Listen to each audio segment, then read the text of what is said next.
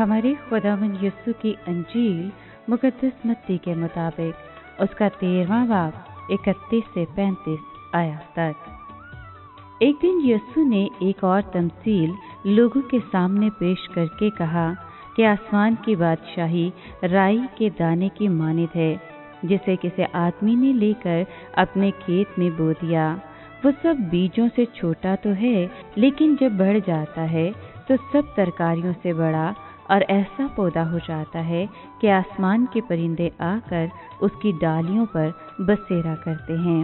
उसने एक और तमसील उनको सुनाई कि आसमान की बादशाही उस खमीर की मानित है, जिसे किसी औरत ने लेकर 3 सा आटे में मिला दिया, यहाँ तक कि वो सब खमीर हो गया। ये सब बातें यीशु ने हजूम से तमसीलों में कहीं और बिला तमसील उनसे ना बोलता था, ताकि जो नबी की मार्फत कहा गया था वो पूरा हो कि मैं तमसीलों के लिए अपना मुंह खोलूंगा, मैं बनाए आलम के इसरार जाहिर करूंगा। पाक कलाम के पढ़े और सुने जाने पर खुदावंद की बरकत हो, खुदा का शुक्र हो। अजीज दोस्तों, जब यीशु ने ये तमसील सुनाई तो उस वक्त मौसम सरमा का शुरू था और चारों तरफ खेतों में काम जारी और सारी था। मसीह ने अपने सामीन को ज़राअत से मुतल्लिक उम्दा तमसील सुनाई, जो जाहिर करती है कि खुदा की बादशाही की इब्तिदा बहुत छोटे पैमाने पर शुरू होती है, मगर आखिर में नहायत अजीम हो जाती है। बैरूनी नशोनुमा के लिहाज से ये इतनी बड़ी हो जाएगी कि अच्छी तरह से लोगों की खिदमत करने के काबिल होगी। यीशु ने अपनी बादशाही को बीजों में सबसे छोटे बीज राई से मुशाबिह करार दिया, जो बतदरीज आहिस्ता आहिस्ता बढ़ते हुए एक बड़ा दरख्त बन जाता है, जिस पर परिंदे अपने घोंसले बनाने के लिए बसेरा करते हैं। राई का दाना यीशु मसीह के जरिए कायम करदा नई बादशाही की एक अच्छी मिसाल है।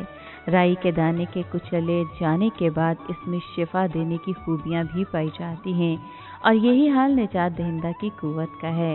मसीह यीशु का सलीब पर मखलसी देने का काम उसके कुचले जाने पर ही मुनहसर है। इसके बाद मसीह यीशु ने खमीर की तमसील दी। ये 5वीं तमसील है जो यीशु ने पेश की। इसमें यीशु ने वजाहत की कि बादशाही में बढ़ोतरी बैरूनी नहीं बल्कि बातनी है, जैसे जिंदा इज्साम के साथ होता है। मसीह की कलीसिया की कामयाबी का दारोमदार बैरूनी नहीं बल्कि बातनी असबाब पर मुनहसर है।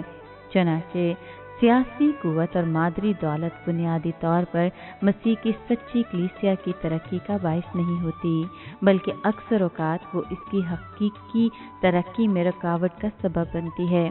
हकीकी कलीसिया अपने उन अरकान के जरिए बढ़ती जाती है जो रूल कुदस की आसमानी कुदरत हासिल करते हैं, जो उनमें बसेरा करती है।